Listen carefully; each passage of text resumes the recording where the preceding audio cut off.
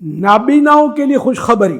فرمان آخری نبی صلی اللہ علیہ وآلہ وسلم، دین جانے کے بعد سب سے بری آزمائش جس میں بندے کو مبتلا کیا جائے وہ بینائی یعنی نظر کا جانا ہے۔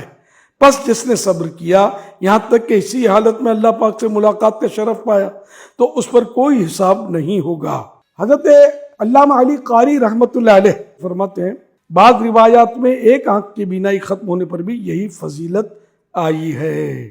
یا اللہ پاک جو کوئی 17 صفحات کا رسالہ بے حساب مغفرت کے اعمال پڑھ یا سن لے اسے ایسے اعمال کی توفیق دے کہ ایمان پر فوت ہو اور ماں باپ سمیت بے حساب مغفرت سے نوازا جائے۔